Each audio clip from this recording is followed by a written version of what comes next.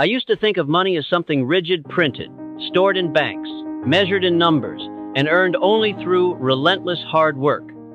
The harder I tried, the more exhausted I became. The more exhausted I became, the further away it felt. Then one day, just an ordinary day, nothing dramatic happened. A quiet question gently arose in my mind. So soft, yet enough to make me pause in the middle of my racing thoughts. If money is truly material, why do some people do so little, yet live abundantly, while others work their whole lives and still lack? I didn't find the answer right then, but I knew this question didn't need an immediate answer. It was a doorway that led me into a new state of awareness, where old definitions began to crack and a deeper truth slowly revealed itself. Money is not material. Money is energy. From that moment on, everything I once believed began to shake. I realized that money doesn't only come from what we do. It comes from who we are when we do it. It's not about the job, it's the frequency you bring into that job. It's not about the words, it's the vibration you live in every day. And if you're hearing these words right now, maybe you, just like I once did, are beginning to remember something ancient. Something your soul has always known, but simply forgot. Since realizing that money is energy, I began to see the world through entirely different eyes. Before that, I lived as if I had to do as much as possible just to deserve enough. I pushed myself to follow all the success formulas, counted every number in my bank account, compared, worried, and blamed myself when the results didn't meet my expectations. But the strange thing was, the harder I tried, the further money seemed to drift away.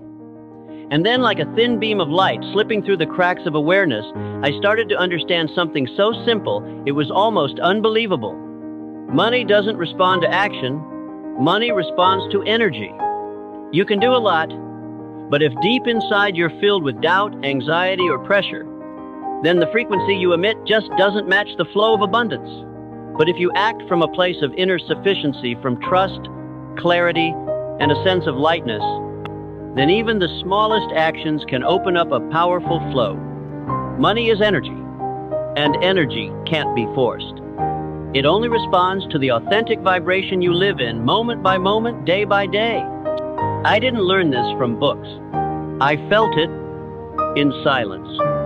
In those moments when I stopped chasing, paused for a breath, and began to truly listen to a wave quietly whispering from within.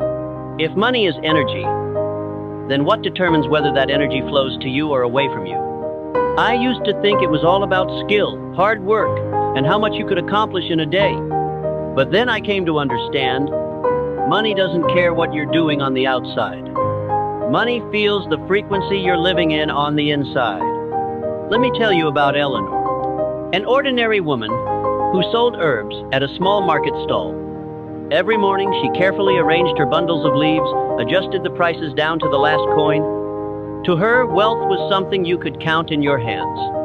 Until one morning, a stranger appeared selling nothing tangible and simply said, "I don't sell what you can hold. I sell what you can imagine." That sentence, seemingly random, struck Eleanor like a bolt of awakening. For the first time, she looked at the coins in her hand not as metal or currency, but as units of energy. From that day on, her little shop didn't expand, her products didn't change, but something within her had shifted. She stopped counting what was missing and started living as if she already had enough. From that state, customers came effortlessly.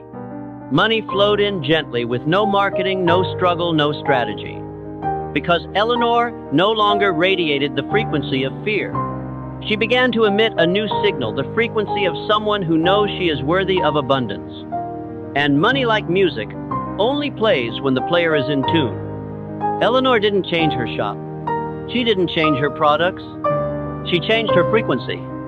And everything began to change with it. If Eleanor is proof of the power of shifting your frequency, then Harold is a living example of someone who had always lived in that frequency, even without knowing it. Harold was a mailman. Every day he walked through quiet streets delivering letters door to door. His salary was enough to get by, but not much. He had no investments, no major assets, no grand financial plan. And yet, Harold never felt like he was lacking. He felt rich in the morning sunlight, in the bird song along his route, in the smile of the little girl receiving her very first birthday card. He didn't live like a poor man waiting to be rich. He lived like someone who had been enough all along. Then one day, a distant relative, someone he barely remembered, left him a significant inheritance. No one expected it. But here's the interesting part. Harold wasn't surprised either, because to him, the money didn't arrive to make him rich. It was simply a delayed reflection, the physical form of a wealth he had always carried within. Harold didn't change his lifestyle.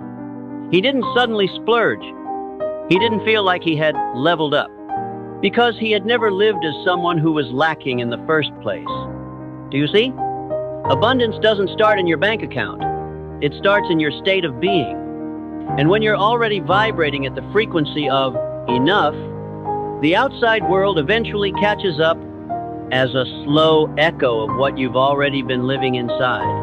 After understanding that money is energy, I began spending a few quiet minutes each morning connecting with it in a completely new way. Not through budgeting spreadsheets, not by thinking about bills I had to pay, but through an image. And I want to invite you to imagine it with me just for a few minutes each morning. Find a quiet space, close your eyes, take a deep breath in, and slowly exhale. Then begin to visualize. From a distant place in the universe, there is a stream of golden light, shimmering, warm, gentle, flowing toward you. Not rushing, not pushing, but soft, like an intelligent stream of energy, one that knows exactly where you are and how open your heart is. That is money, not paper, not numbers, but a flow of energy returning to the place it wants to dwell. You don't need to pull it. You don't need to control it. You just need to open your mind, open your heart, and say to that golden light quietly within yourself, I am ready to receive. This image, when repeated daily, will become more than imagination. It becomes a field of energy you radiate, a signal to the universe that says, the door within me is open. And like all streams of water, money only needs a soft enough opening to flow in. It's not magic. It's resonance, the alignment between you and the current. I want you to imagine an underground stream flowing beneath the earth. It's always there, quiet, powerful, alive. But only when there's an opening, even the smallest crack, can it rise up to become a spring, a river. Money flows the same way. Let me tell you a story about Clara, a young woman living on gentle hills near an old, forgotten well. Each day, Clara would stop by the well, and then one day, she noticed something strange. Whenever her heart was filled with gratitude, the water from the well would rise strong and vibrant, but the moment worry, doubt, or fear crept into her mind, the flow would slow, drip by drip. And in that moment, she understood. This water doesn't flow by force. It flows by the state of the heart. Clara didn't study financial management. She never took a course on abundance. She simply lived with a heart that was always blooming. And from that, abundance began to appear. Not through calculation, but through energetic alignment. Meanwhile, in another part of the valley, there was Walter, a successful merchant, but one who lived in constant defense. He counted every penny, double-checked every item, locked everything away as if money could be stolen at any moment. And slowly, money began to leave him. Not because someone took it, but because he had stopped being a stream. He had become a wall. Only when his health began to fail, Walter had no choice but to hand over control to someone else. And strangely, in the moment he let go, money began to return. The business grew. Everything flourished.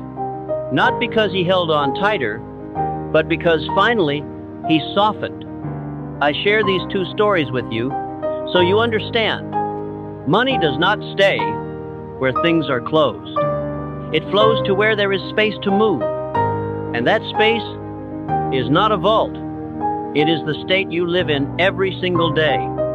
If you are constantly tense, guarded, bracing for impact, you are the stone blocking the stream. But if you live with gratitude, ease, and trust, you become the gentle opening the underground water has always been waiting to rise through. There's something I used to overlook, but now I see it matters more than any financial skill. The words you say to yourself each day are programming the frequency you live in. You don't just think with your mind. You broadcast energy with every word, whether whispered in silence or spoken out loud. Let me tell you a story about Dorothy, an elderly woman living in a small apartment overlooking the park, who sat each morning by her old, worn piano. Her fingers were no longer agile, but her heart still danced with every melody. One day, she began a strange little ritual. Every morning she whispered 3 affirmations, even though no one could hear. I am a magnet for prosperity. Money flows to me naturally. I am worthy of living in abundance. At first, the words felt awkward, like she was speaking to someone else. But she didn't stop, day after day, until one day, the voice within her began to believe. From then on, it wasn't just her outer life that shifted, it was her frequency that changed. And from that frequency, things that once seemed impossible began to find their way to her. In contrast, there was Eugene, a grocer running a small shop in the old part of town. Every day he mumbled to himself, "No more customers. Business is dying. I'll probably have to close soon." It's no surprise that customers kept disappearing and money kept slipping away. Not because Eugene wasn't good at what he did, but because he was broadcasting this frequency. I'm fading.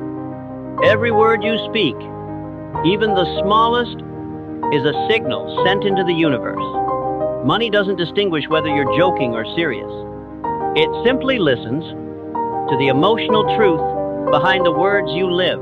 Have you ever asked yourself, what you believe about money, is it truly yours? Or are they just words you've heard so many times, they started to feel like truth?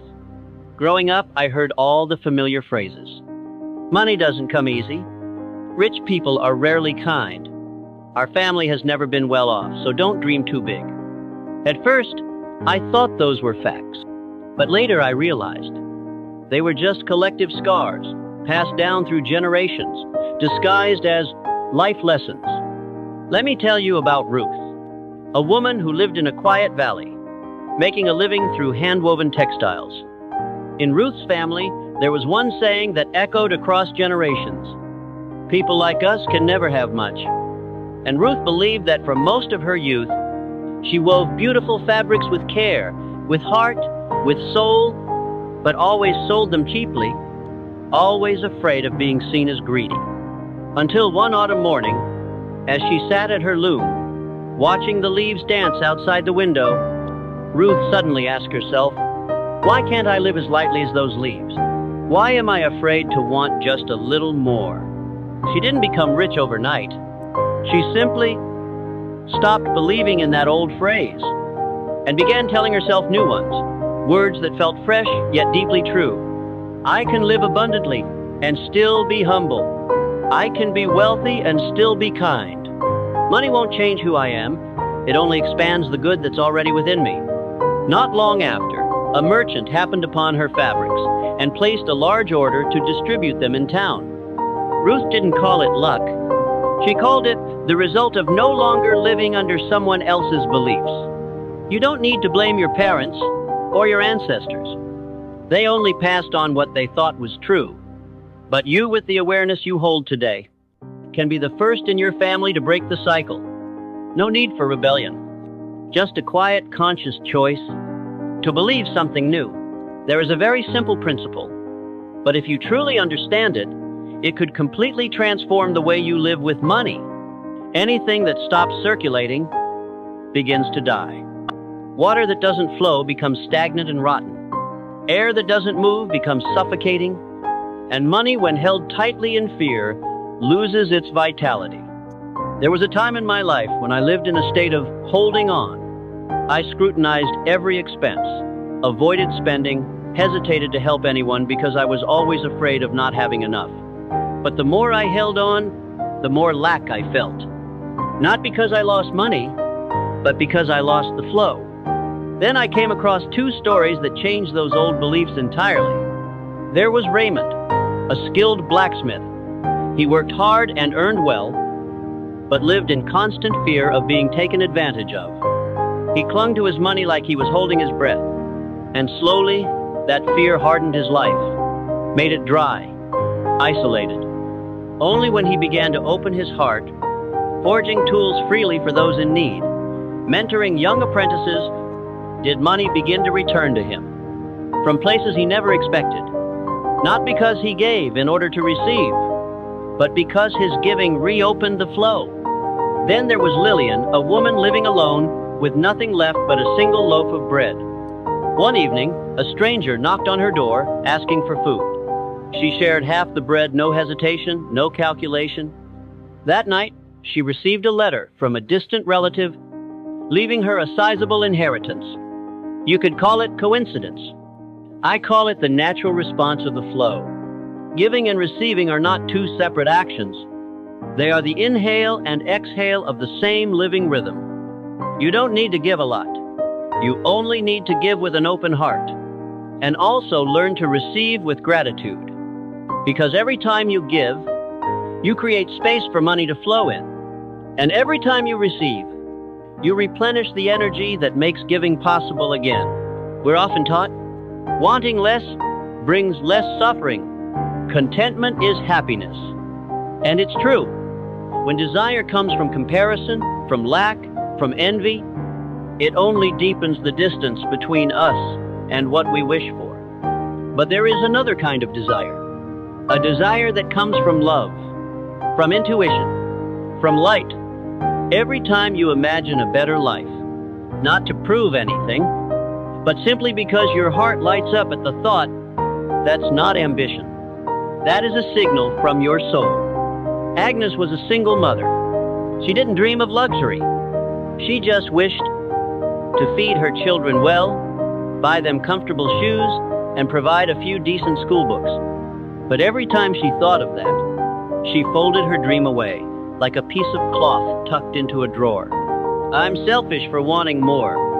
A good mother knows how to endure. Until one morning, she watched her older child give up their only share of milk for the younger sibling. And in that moment, Agnes could no longer stay silent. Not because of the milk, but because she realized, if she didn't dare to dream, the next generation would learn to give up on theirs too. From that day on, Agnes began to live differently. She learned to bake, started selling online, then opened a small shop in her neighborhood. Soon, her income stabilized. She could care for her children and even created jobs for other mothers like her. And it all began when she dared to believe that her desire was not something to be ashamed of. It was a compass for transformation. You don't need to dream big to impress anyone. You just need the courage to listen to what truly makes your heart light up. Did you know? When what you desire starts to come closer, many people don't take the step forward. Not because they no longer want it, but because they're not ready to receive it. Opportunities don't knock the way you imagine. They don't announce themselves, saying, "I'm the abundance you prayed for." They often come as a surprise invitation. A new challenge? A situation that makes you choose, stay in the old version of yourself, or step into someone new. I remember Norma, a woman who carried the dream of opening a free school for underprivileged children. She wrote the proposal, visualized every detail, and one day, she received an email saying she had been granted $50,000 in funding. But instead of celebrating, she panicked. Am I really capable? What if I mess this up? Maybe they sent it to the wrong person. And so, Norma never replied to the email. She never sent the project plan. The door cracked open, then quietly closed again. I don't share this to blame Norma. I share it so you can see. Sometimes, what holds us back isn't the situation, it's the way we see our own worth. The threshold isn't out there. It's inside you. And when opportunity arrives, you don't need to be perfect. You just need the courage to say, I am ready to become the version of me who can receive this. I used to think money was the destination, that once I had enough of it, I would finally arrive, I'd be recognized, free, more lovable. I worked relentlessly. I earned, then lost. Earned again, then lost again. And one day, while looking at the numbers in my growing bank account, I was hit by a painful truth. I didn't feel any happier. I just felt a clearer kind of emptiness. That's when I realized money was never the destination. It's just the vehicle that gets us to where we truly want to go. If you don't know where you're headed, you'll keep driving in circles, in a car full of fuel, and never arrive at the place that brings your heart peace. Arthur was a man who lived like that. He counted his money daily, feared losing it, lived in constant vigilance, until one day his sister fell ill, and he used up all the savings he had to help her heal. He thought it would break him. But in that very moment, when money was used for something greater than fear, a new door opened. An unexpected business opportunity found its way to him, not because he chased it, but because he had changed the energy at the root of money. When money serves love, kindness, and creation, it becomes a flowing spring. But when it is forced to serve emptiness, it begins to dry up. You don't need more to feel enough. You need clarity about where you truly want to go. And once you reposition money as a vehicle, not the destination, you begin to live a life with direction, with meaning, and with real freedom. After everything that's been shared, the stories of Eleanor, Harold, Ruth, Agnes, the flowing springs, the quiet wells, the whispers within, there's one thing I want to leave with you, clear and light.